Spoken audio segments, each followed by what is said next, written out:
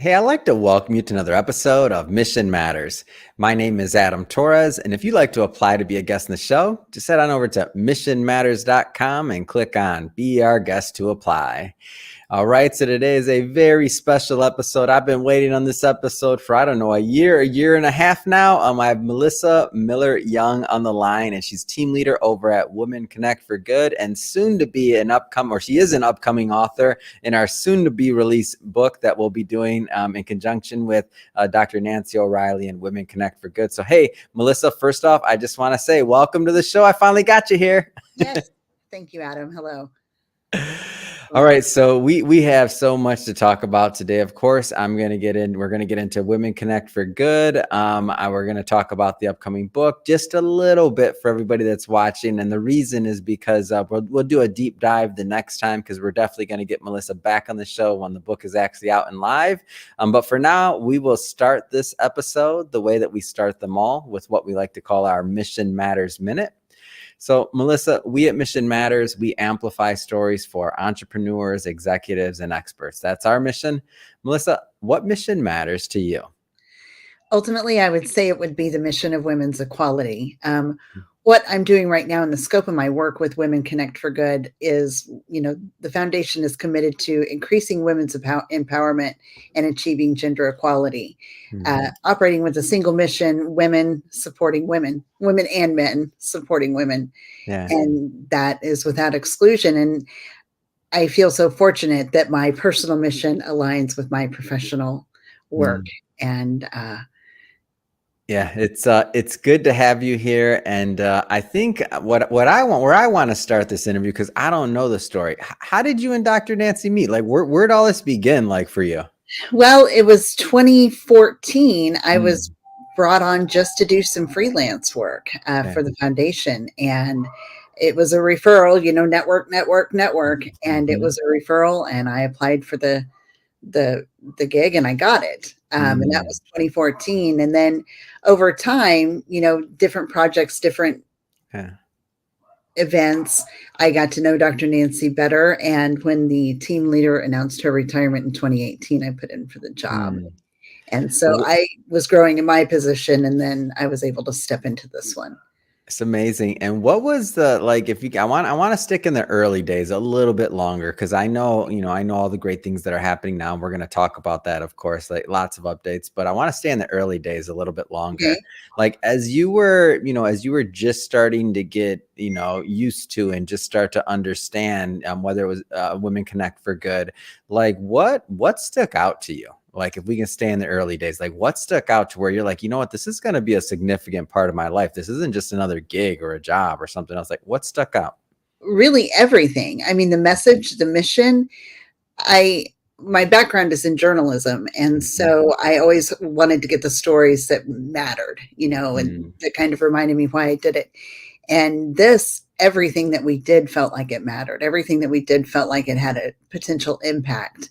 And prior to this, when it was, before this gig, which just turned into a dream job, if I got the story that mattered, it was like, okay, this is why I did this. And it was kind of a reminder. But with Women Connect4Good, every story, every project moved us forward just a little bit, moved the needle just a little bit more. And I feel like the needle just started moving further and faster over these last few years. And that's what's been so rewarding about it, is that every project mattered. Every project, kind of pulled those heartstrings and resonated with me personally at a very deep level. And so, some people wake up and go to work, and I get to do this. Yeah. And one of the things that, I find very interesting about organizations just in general, is that, when you meet the figurehead, so in this case, Dr. Nancy, and when you meet the person that's the face of it, of course, they many times can have magnetism in a certain thing. There's a reason why they are who they are and where they're at. That's a given. But, normally when you kind of go behind the scenes in an organization, that's when you can really see what's going on. And what was so interesting to me in the beginning, and kind of what drew me in, the magnetism was, Of course, Dr. Nancy's amazing, but it was also your excitement, like your excitement. And I was like, I mean, I remember we'd have these random like Friday afternoon, or it'd be whatever, and you'd just be so happy and so excited. And you'd be giving me updates about just what's going on, or what's going on in Washington, what's going on here, what's going on there. And I'd look at the clock, and it's at 30 minutes, 40 minutes past, and we're just catching up on and we're excited about all the change in the movement.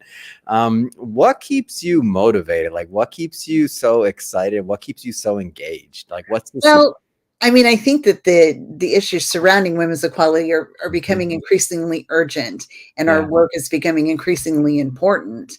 And so that desire to make a difference is really what drives me, and to be able to work with this incredible team that we've built, and to work with Dr. Nancy and our organizational partners and friends. I mean, that's what keeps me motivated. I wake up and I think I come to the office and I think, how is this my life? I mean, I love what we're doing, and I feel that it's important. And so that's what keeps me going. And it's a decade of work already now that you've been obviously laying brick by brick. This stuff doesn't happen overnight, but maybe just talk about some of the current events and some of the current things that are happening, whether it's with the ERA coalition or otherwise. But let's bring the audience kind of just up to speed to what's going up present day in some of our conversations. All right, great. Well, last year was a big year for Women Connect for Good, and we were in DC several times. The second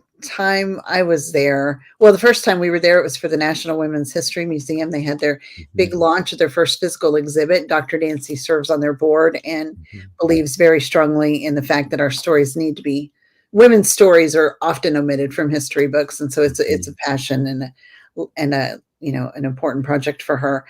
Well, for all of us. And then we were there for Tiffany Schlein with dendrofeminology. And that was a big event at the National Mall. And that was exciting. And we met a lot of really incredible people there that we've been able to connect with further, and have on, Nancy's podcast, and just really get to know their work and start amplifying their messaging too.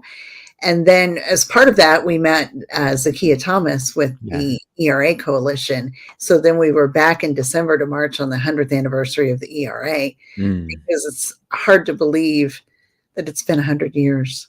And still is not ratified into the Constitution. So that was a big year. And then, of course, we've got a book project with you with Mission Matters. And we've got another book that we've been working on that will also be released in the summer. So we've got a lot of balls in the air, and it's been something else to for one thing, I've been educated much more on the topic as I've been covering this and working with with Women Connect for Good over the last year and a half, and I've had the privilege of bringing Zakiya onto the show, and also Tiffany, who you mentioned, and Gloria, and just all these amazing leaders and figures that have been all working towards this goal of women equality. And one of the recent events that you invited me to, and Dr. Nancy, was to the State of the Women in California. And when I think about that content and that information and getting that out, like about equality and about pay and about the difference and the cost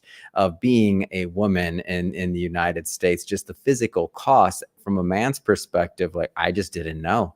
I mean, I knew some things and you hear it, but to see the numbers and the physical numbers and to see the trade-offs that have been made, it's shocking. And to see like how much work there still is to be done. Maybe can you comment a little bit on just that whole concept of closing the closing the gap in pay and why that's so important and all these things, because I think it's relevant. I really don't think most people know about it. Like they really don't. They just think it's and let me give you a quick context for that. We had some comments on our YouTube videos when I did one on a video I did, and somebody was talking about just some comments that made no sense at all about they weren't data driven, not behind stats or otherwise, but that's what led to this question, because I'm like, I don't think people know. So maybe can you talk a little bit about that, just closing the gap in terms of I mean, closing the gap would do tremendous. I don't have facts and figures in front of me on this, but just from memory, it was early It Yeah. was in March, I believe, that women nationwide had to work to earn Hmm. equal to what a man earned in 2023. Yeah. So that was for white women. For Black women, we're not even there yet. They're still working to earn Right. what a white man earned in 2023. And women tend to spend differently. They tend to give differently. They tend to bolster the economy more. They give to their families. They give to their communities. They, Mhm. spend money locally. And there's a lot of benefit to that. And Yeah. so closing the pay gap not only would lift up women, girls, families, Mhm. because there's a lot of women-led households, Mhm. um, it would have tremendous impact just on us all. Mhm. And I think that, people think, oh, this is a women's issue, this is a women's issue, but Yeah. men are invested in this too. I mean, a lot of men depend on the income of their wives. They want their Mhm. daughters to do well. They were raised by women, many of them raised by Mhm. single women. And so closing the pay gap doesn't just benefit women, it Yeah. benefits us all. Yeah. So I have a funny story for Melissa. So we were, I did this interview, let's call it a month ago or so. And it Mhm. was this gentleman who has a company and it's a microfinance company. So they're doing, let's say $100 loans or, $1,000 loans. And this is international. So in many different markets, and he's going through his model and he's talking about like how the loans are made, and they have something ridiculous, like, don't quote me, it's maybe like 2% default rate or nothing like that, Yeah. something like that, like very, very minimal for banking. And he's asking, and I asked him, so what's the success like? What's behind the model and all these other things? And in this case, it was they lent to women. Like the Yeah. vast majority of the loans were made to women in their communities. And there's a little bit more to the model, but that was like the far, far majority. I'm talking like over 90% of the loans went to women in these different areas. And he was talking about how, they reinvested the money and they used it to build up the community and all these other Right. things. And I'm like, so wait a minute. So what's wrong with some of these other I'm going to have to send you that episode. Actually, it was Please hilarious. do. Please I'm do. like, so what are we doing here on all these other ways that we're running the economy here and otherwise? You're telling me the secret is give fund more women? Is that what I'm hearing? And he's like, yeah, Yes. now that you say it, yes. Well, and there was something that came out with the status of women and girls in California report, I think. And I had seen something else about that too. Venture capital, Yeah. women-led startups are getting 1.9% of the funding. 1.9. But their return on investment is much higher, the return on dollars. So 1.9% is crazy. Yeah. I mean, I would like to think that as a woman, I could run a company as well as a man. So Let's jump around a little bit here. I want to talk a little bit about the ERA coalition and maybe go a little bit deeper as well, because when I had Zakia on the show recently, one of her major concerns or thoughts on why more people is just that people don't know. Like people actually don't know what's going on, and that it's not taking place. The Equal Rights Amendment, and it's not law. Like they don't know. So maybe let's help Zakia's mission here as well, and right, all of our mission, and maybe talk right. a little bit about it. Well, I think I read that 80% of the American population think that it's already been passed. Hmm. They think that state laws will protect, equal rights. I think Mhm. that we've already seen here recently that that is not the case. Hmm. Um, I don't know all the ins and outs well enough Mhm. to speak about it with any authority, but I do know that it is not fully ratified and has not been Yeah. amended to the Constitution. And that's what we need to do because it will prevent discrimination Hmm. for anyone based on sex. And so it would just solidify so many things. It's such a foundational piece Yeah. to what we're trying to do for women's equality and what we're trying to do, I mean, for everyone. Yeah. I think that every American should have equal rights. Every person should have equal rights. It's so foreign to me that it's not a Mhm. thing that it's just one of those things where I say Yeah. I can't even believe it. And I think that as people become more educated about it, and we've been working with the ERA coalition, and we have Mhm. some blog posts that we put together, we have some planned. I mean, we're doing what we can to educate people about it, but Yeah. I think that they're just a few representatives away from being able to there's so much DC minutia at play there that I don't understand because I'm not Yeah, a politician. it's a big year. It's a And big year. yeah, it's a big year, and I want to jump around a little bit here too, because so speaking of interviews and otherwise, so Women Connect for Good, Dr. Nancy has a podcast. We have to talk about that. We have to bring that up. Like that's that's Love a the big deal. podcast. Yes. Tell us a little bit about the show, because I definitely want my audience to go check it out. Okay, it's Smart Amazing Conversations with Dr. Nancy. She loves to the podcast, and Mm, she's got some great guests. We've got some great guests lined up, right. but it's a way she feels that our stories connect us, and this is a really great way to learn the Mhm. stories of other leaders and just other men and women, and find out how we can all work together to move equality forward and to just do some of the things. But this is just a great way to get to know someone. And a lot of Mm, times, if she'll connect with someone, she'll say, let's connect further. Let's have them on the podcast. And that's how a lot of relationships with Women Connect for Good start. yeah. And so it's great. I mean, we love to meet new people and to get them on the show. And Mm. It's become, to me, when I look from the, outside looking in, and now I feel like I know a lot more, so I'm a little bit on the inside, but it's really become a community. I see, like, I can yes, see it, like, yes, between the events, everything else, the podcast, like everything else that I see, because I can see from pictures as well, or go somewhere, like when I went to the State of the Woman conference, and then Zakia's there, Gloria's there, like everybody's there, and I'm like, oh my gosh, these are all like, so it's it's fun to see this whole community develop around this movement. It's Mm, wonderful. I mean, yeah. it's wonderful. And she'll joke around about how she was the only one banging on the drum for such a long time, just kind of yelling into the void. But Yeah. now we have so many fantastic, organizational partners and Yeah. friends. And just really with that, I think comes some Mm. great momentum. Mm. So I'm going to keep it high level on this question intentionally, Melissa. But we got a book that we're coming out with We together, and do. you're definitely a big part of that, and all the hard work you've put in assembling, bringing the authors together, as well as Dr. Nancy, and doing the legwork as well. And you're of course an author. We're going to keep it high level here.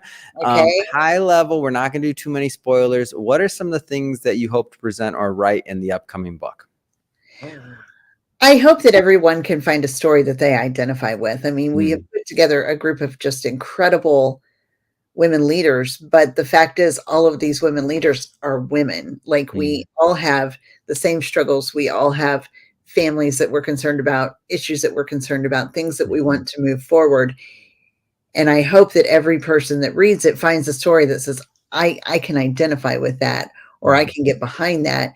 I also think that it's a great way for readers to learn about not just Women Connect for Good and what mhm. we do, but what these incredible contributors do as well. I mean, Yeah. my heroes are involved in this project, some big, mighty heroes. And it's exciting to me to know that Mhm, my community will pick up the book and read it and learn about their mhm. stories. Yeah.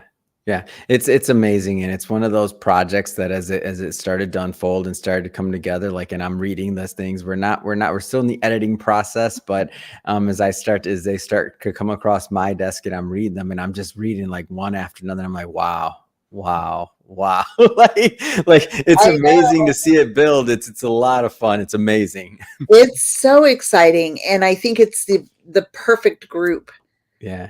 the perfect group of everybody's it's so complementary what this person is doing and what that person is doing. Hmm. They're working towards the same goal. And Yeah. it's just like I said, these are my heroes, and I'm so excited to see it come together. I know everyone jokes around that I'm easily excitable, but I'm really excited about No, this. this is something big. Like this could not happen without Women Connect for Good and all the work that everybody's put into this. So it is exciting. Well, Melissa, I have to say it has been, so much fun having you on the show. If somebody's listening to this or watching this and they want to learn more about Women Connect for Good and to connect with, Dr. Nancy's podcast, like the whole thing, like how do people follow? Go to drnancyoreilly.com. Okay. Sign up for the newsletter. That's a great way to stay in the know. We also have, you can go to liftwomenup.com. Mm, Liftwomenup.com is our Lift Women Up campaign. It's one of the things that we do every year. mm, basically what it is you sign up for, to be part of the campaign. You get an email every Monday morning. There's no cost. It's a great resource. And all it is a thing to make you be a good human. Like, do something nice for yourself. Do something to support another woman in the workplace. Do something to support another woman in the community. They're quick, easy action items, and we love it. And we've had great over the years. It just keeps growing and growing. So it's a lot of fun. But those two ways, best ways to learn about us. If you have questions, feel free to reach out. I'm the receiver of the website emails, and so people will get me first, and I'll see what I can do to help. That's amazing. Well, thank you again. And to everybody that's watching, if this is your first time with Mission Matters or listening to an episode, we're all about bringing on mission-based individuals to share, their mission, why they do what they do, like what makes them tick and wake up in the morning and want to go out into the world and make a difference. If that sounds interesting or fun or exciting to you, we welcome you. Hit that subscribe button. This is a daily show. Each and every day we have new episodes for you, and we don't want you to miss a thing. Melissa, thank you so much, and looking forward to having you back on the show when the book's out and live. Okay, I appreciate everything. Thank you, Adam.